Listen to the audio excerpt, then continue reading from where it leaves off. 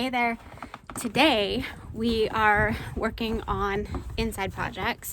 I originally was planning to do a little bit of gardening stuff today, but we had a storm. It actually finally stopped snowing, thankfully. But I did see one of my friends posted that north of where we are at, on the highways were the worst visibility they had seen in 61 years. The visibility was really bad, and so we had quite a storm, lots of wind, a typical northern Alberta April. Cheers. Cheers to more snow. Drink if you see a snowflake. So today we're working on the camper. We bought a camper.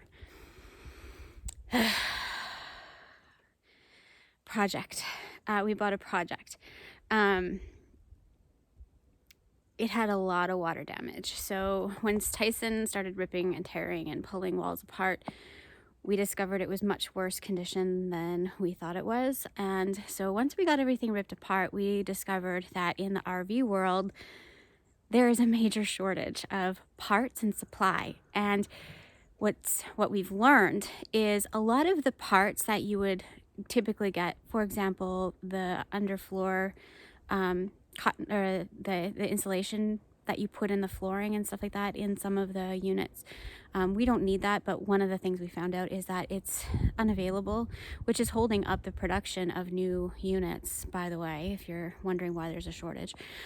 We've also learned that there is a shortage of foam. The cushions in the dinette area, we are unable to replace those, and you can't buy the foam to even cut your own or make your own. A lot of it, there's a shortage of it because the factory that makes it was hit with that polar vortex, and so there's a lot of moving parts that are unavailable, and so we're figuring things out. I am trying to cut some costs, and I'm trying to make it pretty inside, like a nice place to be, for a fraction of the cost and from what's available. So I did some research, and instead of trying to fix some of the furniture and reupholster, I'm trying to save some money,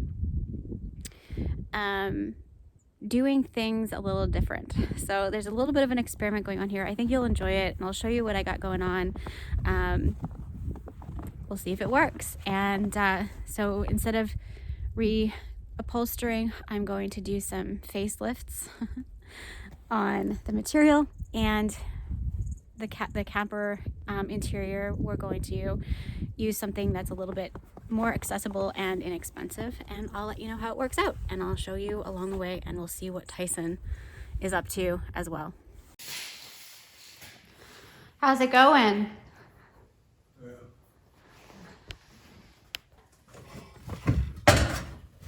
So there's a couple things I picked up. I'll show you what I did, or what I got, what I was able to get in for this project. So we'll just pretend that we have a wall, and I'll show you. We're going to do a backsplash whenever we have actually something to adhere it to. We're going to use this in our kitchen area. I was able to get 2 of these, which will be plenty for the kitchen, and I just ordered these on Amazon. They're peel and stick. I've heard that really good reviews about people using it in our climate, where the weather is warm, cold, and then the camper situation is outdoors. I've heard that it actually holds up quite well, so I'm really excited to try that and see just how well it will actually hold up for us.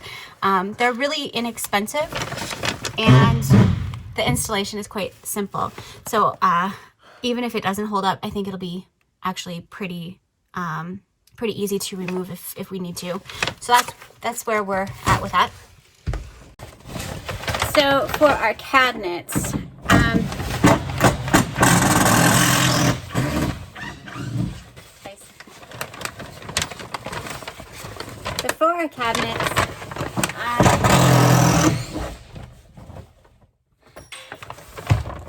I picked up some chalk paint. Now,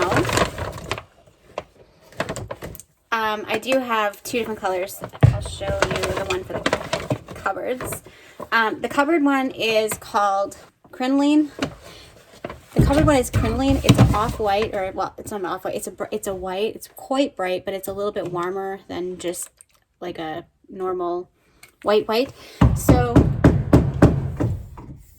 I'm going to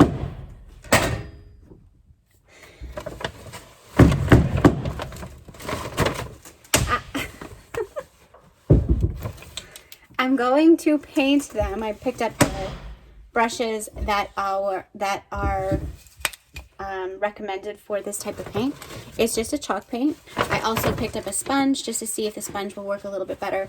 And so for these, I will sand them down and just give them a really good cleaning and a sanding. The hardware, I'm just going to pull off the hardware there and all the things, and spray paint them black, like a flat black color, and so it'll be like a black and white country kitchen. These spray paint really well. I've done them before. They work really good. So all in all, I mean, the brushes, you don't have to spend on the brushes. I went and got these brushes. They're a little bit more expensive, but I do know that the coverage is a little bit better.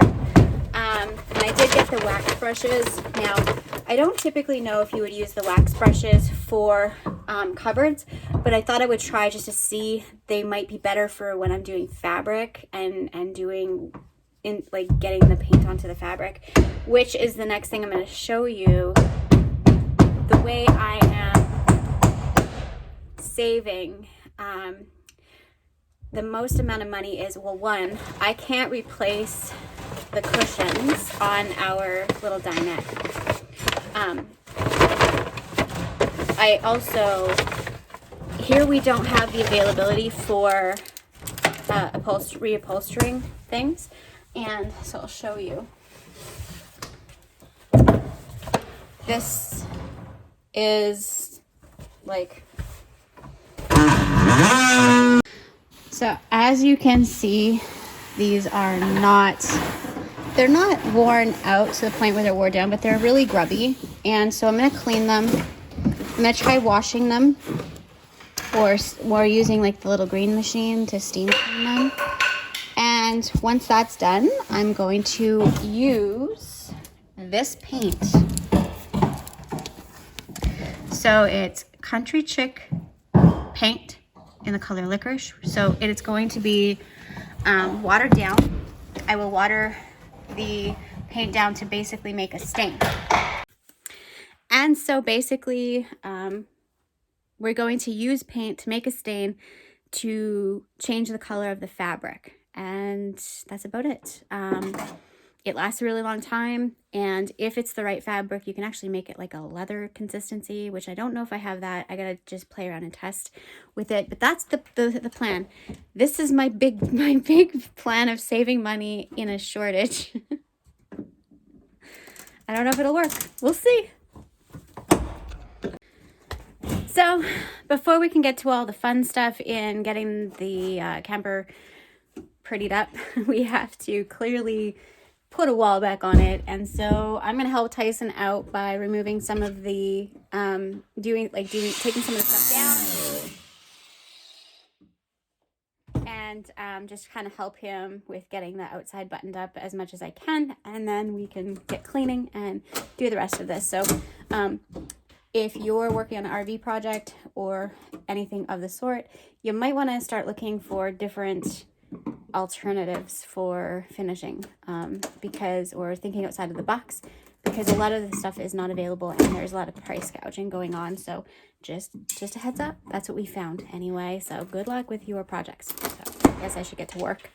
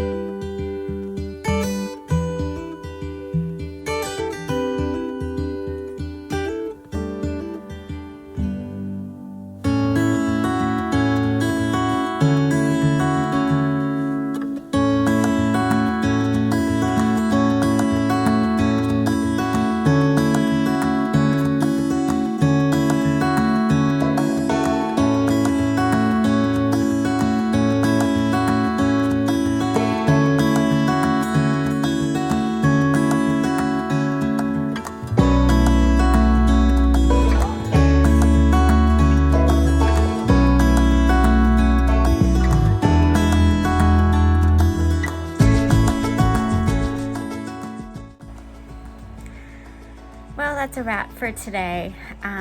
We got the back wall put on back on the camper, which is awesome. We were kind of like dreading that project. Tomorrow's another day, and hopefully we'll be able to make a little bit more progress tomorrow. And so we're pretty happy with what we got done today. I think I would have liked to have done some staining and start working on interior stuff, but we really do need to get the exterior done first and buttoned up. So, you know, it kind of start one end and work towards the finished result by one project at a time. So tomorrow we're going to tackle a little bit more, are doing more exterior. So if you want to see what we're doing tomorrow and more of this project, make sure you like and subscribe. Thank you for watching, and we'll see you next time. Bye. Cheers. Cheers to more snow. Drink if you see a snowflake.